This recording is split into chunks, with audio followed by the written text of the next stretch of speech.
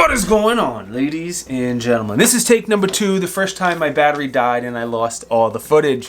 We are going to take a look at the rifle that most of you have probably never heard of. It is from 3rd Gen Tactical, and I must say I was pleasantly surprised for a rifle I've never heard of. Quick message before we get started. Some of you have noticed I've been putting out a lot less videos than normal. I was putting 3 or 4 out per week. Now I'm down to 0 or 1 per week. Just know we're dealing with some very serious family health issues. Everything's going well. Everything should be fine in a month or 2, but I love making content, but my family is way more important. So be patient. Give me a couple months. We'll be back to making 3 or 4 videos. In the meantime, if you could, regardless if you are a religious person or not, throw up a prayer to the big guy for me and my family.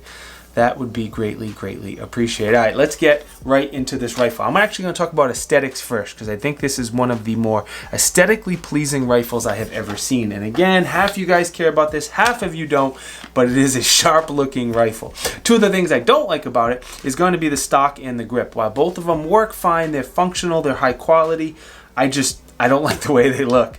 The stock is from Fab Defense. It's adjustable, has the sling slots, it has a QD slot, nice pad, so it's fine. I just don't care for them. Same thing with the grip. The grip is okay. It has a basic texture. It's fine. I would like something a little more neutral, and I would like a locked container to hide gummy bears. But again, those are $20 accessories, not a big deal if you want to swap them out. The more important stuff, the castle nut is staked very nicely in 2 different locations, so I'd be very unlikely that it comes loose for you. The charging handle is very unique. It is a very large ambi charging handle, so if you are going to put a large optic on here, like a low power variable optic, and you want a larger charging handle to make it a little easier to reach, it is a pretty nice charging handle at what comes with it. Another thing I like a lot is the trigger. When you buy these guns, there's 3 different upgrades you can do. You can upgrade it from black to from F to OD green, excuse me. You can upgrade and change the barrel, which we'll get into, and you can upgrade and change the trigger. You can get a basic mil-spec trigger, or you can upgrade to RMT triggers or a CMC trigger. This one here is from CMC, and I like it so much, if I have time, I'm going to do a dedicated review just on this trigger. It is a very short, crisp, clean take-up. A very nice, short, crisp reset, 3.5 pounds, and nice flat face with a curve on the bottom. I give the CMC trigger an A+. The mag release, bolt release, safety, all standard mil-spec stuff. If you don't care for it, you can easily swap that out. The safety is strong side only, just so you know. Moving on over to the lower and the upper, they are 7075 T6 aluminum. They are Billet. It is a Billet receiver set, and I will let you guys argue down in the comments section if Billet is better or not. I'm not getting into it. 2 of the things I like on the lower, the Magwell is huge, so getting magazines in, it's almost impossible to miss. Every Magwell should be that flared. The trigger guard is also very large, so if you have enormous hands or if you're shooting with gloves, 2 very nice features. The one thing I want to ask you guys about is going to be the screws instead of the traditional pins. Now, I don't have much experience with it. I have seen pins walk out once on a very low quality lower before. I would assume screws, if they're Loctited properly or rock-setted properly, would hold up and be a lot more secure than pins. And I read a couple different things, but I don't have enough experience with them to comment on them. So if you have some experience or even opinion, drop it down in the comments and let me know. Sliding on up to the upper, it does have a shell deflector. It does have a forward assist, which I am a big fan of. I don't know, I like to play with forward assist. It does not have a dust cover. Again, some of you folks may mind that, some of you will not. I like to play with dust covers. I have a weird obsession of playing with dust covers and forward assist. I don't know, call me weird. I did ask 3rd Gen Tactical about it, and they said most people don't need or ask for them, and it adds to the aesthetics. And there's no doubt, not having that dust cover, it makes a more aesthetically pleasing rifle, and most of us are not bringing these rifles over in Afghanistan for fighting anyway. They also said they did receive some feedback of people wanting the dust cover, and on the next generation rifle it will likely have a dust cover. So I thought that was dope that they listened to their customers and they made changes based on what their customers said. Can't complain when a company does that. Alright, I think that's about it on the upper and lower. Let's move to the handguard. The handguard is one of actually my favorite features based on the way it feels. It just feels, it's small, it fits my hand perfectly. I love, love, love the handguard. The lockup is decent enough. It is made from 6061 aluminum. On each side you have a QD slot for a sling or whatever. And on the front, you have Picatinny rail on the bottom and top of the rail. So if you want to add a bipod or a laser aiming device or front sights or whatever, you can do so. Now, M-lock is at 3, 6, 9, and 12 o'clock. The 45 offset positions do not have M-lock. They are cut away for weight savings. I would like to see that be M-lock as well on the half positions, but that is not a big deal. It does come with a set of iron sights, or yeah, we'll call them iron sights. The base of those sights are metal, so it locks up very, very securely. The tops of those sights are polymer. I don't know who's making it for them, but they are adjustable for windage and elevation. They fold flat, so they're not in the way. I put about 1 magazine through this rifle with the iron sights, and then I switched to an optic and carried on from there. All right, let's talk about the barrel a little bit. Again, you can upgrade and change the barrel if you want. This is a medium profile, kind of like a government profile, 1 in 8 twist, 223 wild. You can also get a pencil barrel, which is a 1 in 7 twist. Now, I don't typically recommend you change it, especially in this case, pay more for a pencil barrel. Pencil barrels, for the slight weight saving you're getting, in my opinion, is not worth it. But those pencil barrels get warm, you definitely have a shift in point of impact. And I would rather have the extra 2 ounces and have a more accurate barrel. Maybe if you're in competition and not shooting out hundreds and hundreds and hundreds of yards, maybe that's not a big deal. But that's just my opinion. Again, this medium profile, mid-length gas, 223 wild, 16-inch, and it is made by Tactical Kinetics. I'm not going to really comment on the barrel any more than that, because if you don't know, I work for Roscoe Manufacturing. We also make barrels, so I'm slightly biased, and I think we make the best barrel on the market. All right, gas block, nothing to write home about. Basic low profile gas block, 2 screws in the bottom, looks good, no issues there. One thing that is interesting is this muzzle device. Now, when you look at these rifles online, it does say it comes with a different muzzle device. I forgot the name, but I'll put it up here on the screen. This particular one has a dead air Xeno muzzle device, and it's an omnidirectional brake. It has holes all the way around it. So it works very, very well to tame a little bit of that recoil. Not that there's a much recoil on a 16-inch 5.56 gun, but it does tame it, and it's not obnoxiously loud. Like, the people next to you at the range are not going to hate your guts. It also does work as a host for a dead air suppressor, as long as it works on the Xeno platform. It's a quick thread on.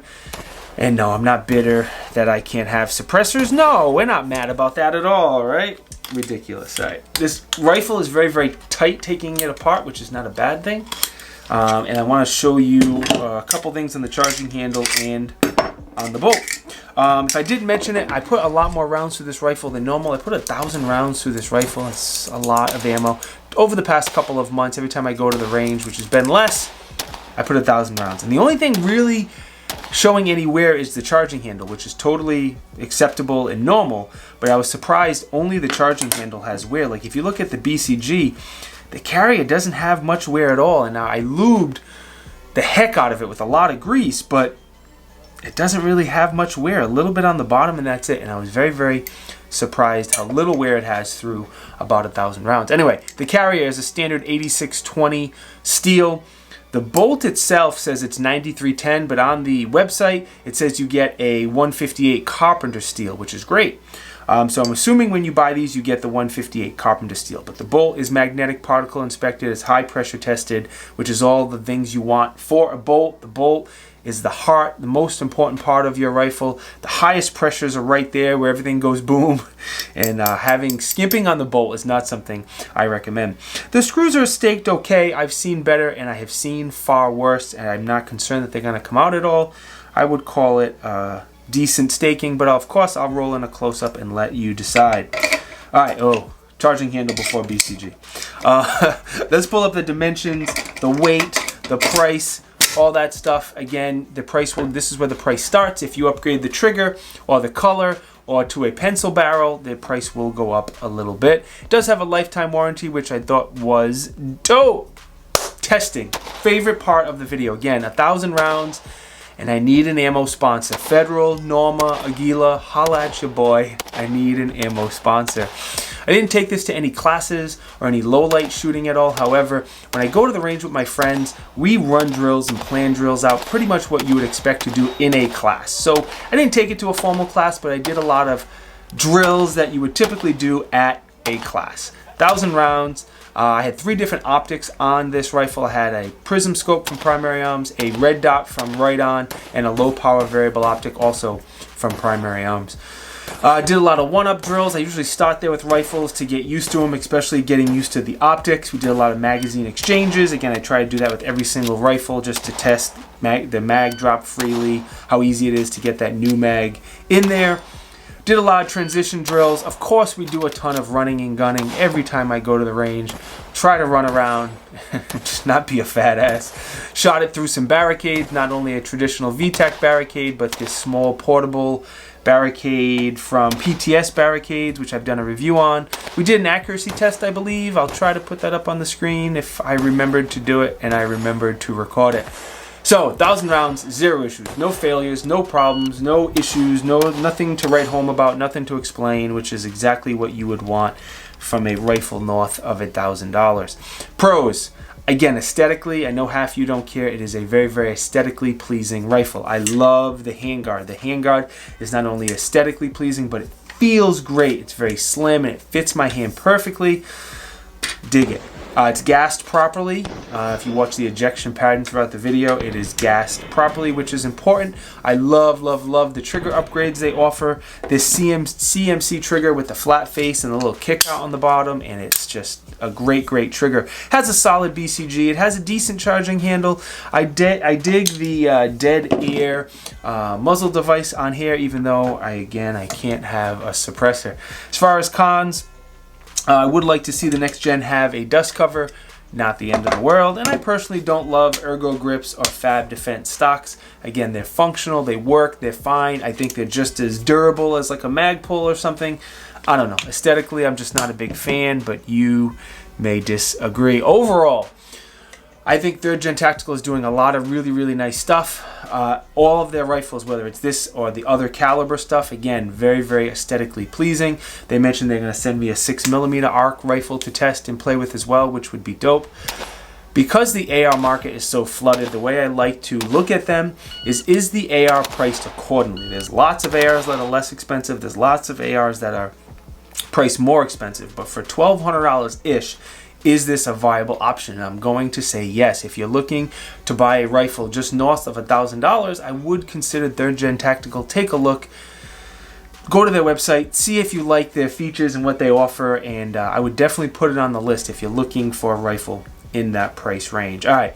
Let me thank 3rd Gen Tactical one more time for sending me this rifle as a loaner to review. It was very, very nice of them. And I always like reviewing products we're not all overly familiar with. Like everyone knows Daniel Defense makes a great rifle, but what about 3rd Gen Tactical? I would much rather do that. Thank you again for your patience. I know I'm doing a lot less videos than I was. We'll get back to it eventually. Again, send that prayer up for me. Be patient and we'll get back to it. I am on Facebook and Instagram. If you want to know what I'm reviewing right now in real time before the video comes out on YouTube, again, I'm doing a lot less on there than I normally do, but normally I share a ton. If you want to know what I'm reviewing before the reviews come out on YouTube, the links to both of them are down in the video description.